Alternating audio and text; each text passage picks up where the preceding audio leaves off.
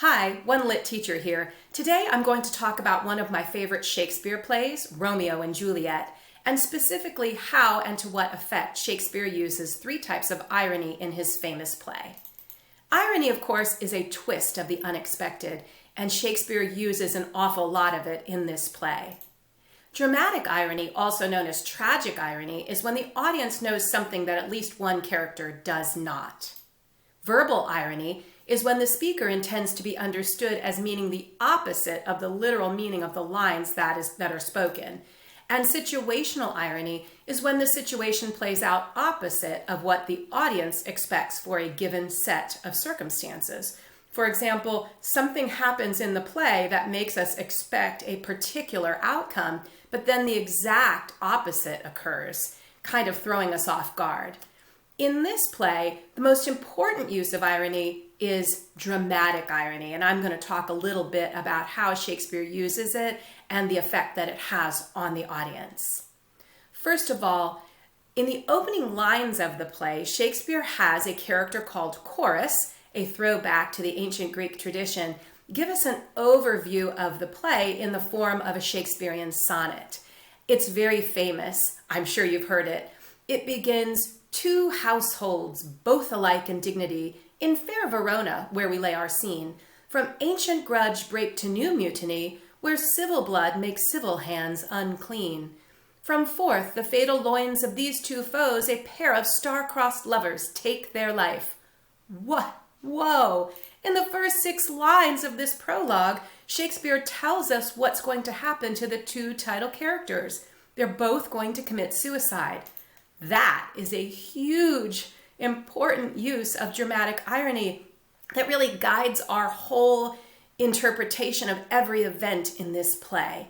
All the way through, for everything that happens, we have this background knowledge that makes us feel a sense of stress and anxiety for the characters as they watch the particular events unfold and react to them.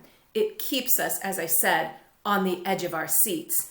It's a really interesting strategy, and if you would like to compare it to a modern strategy, it's very similar to the use of a frame narrative in a novel, where the writer gives you the characters at a later time and shows you how they are at that moment, and then there's a flashback to an earlier time that gives us the information about how they got to that point in the story.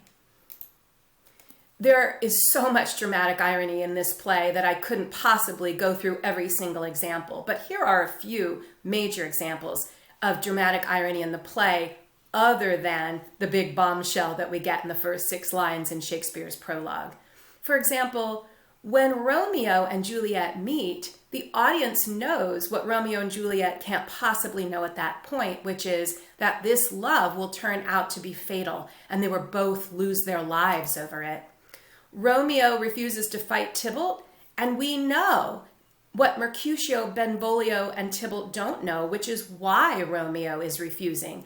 He is married to Tybalt's cousin and does not want to continue the feud.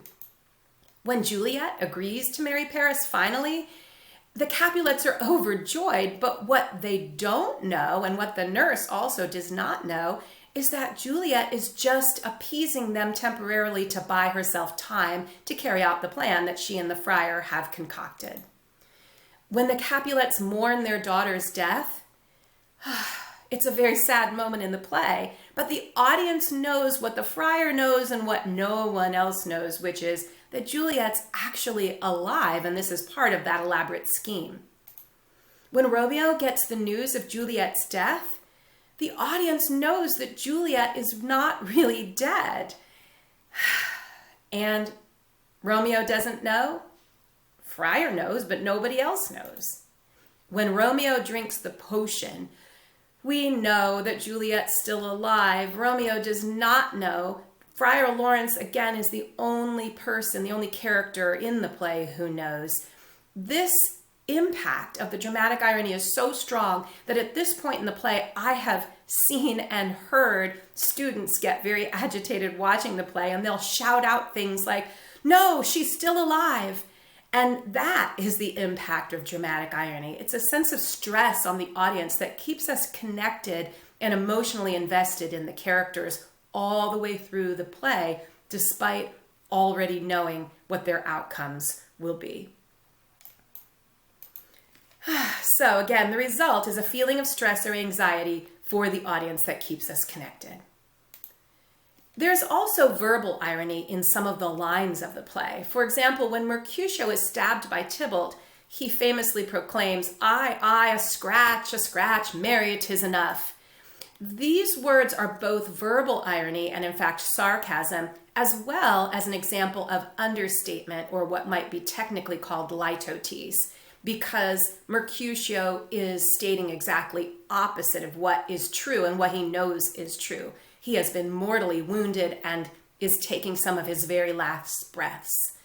When Lady Capulet informs Juliet that her father has arranged the marriage with Paris, Juliet says, I will not marry yet, and when I do, I swear it shall be Romeo, whom you know I hate, rather than Paris.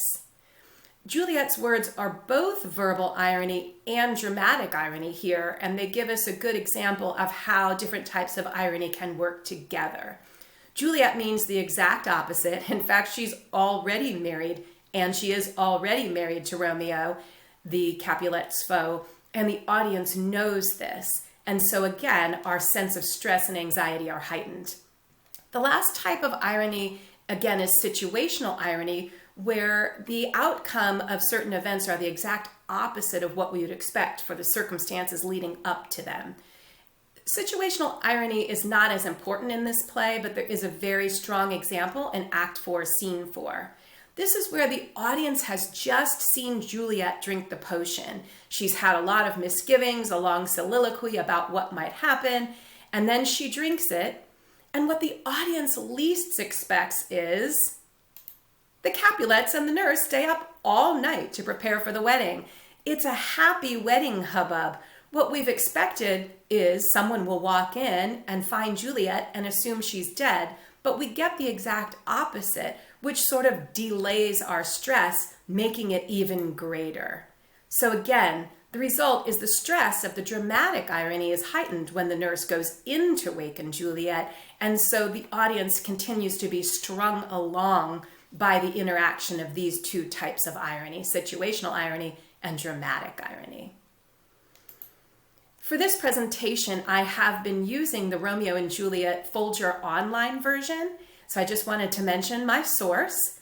If you've enjoyed this information about Romeo and Juliet and perhaps are looking for some more, I hope that you will subscribe to my YouTube channel, One Lit Teacher, for more information, and you might also find there some presentations about famous poetry, including some by William Shakespeare, John Donne, and others. Please subscribe, One Lit Teacher. Thank you.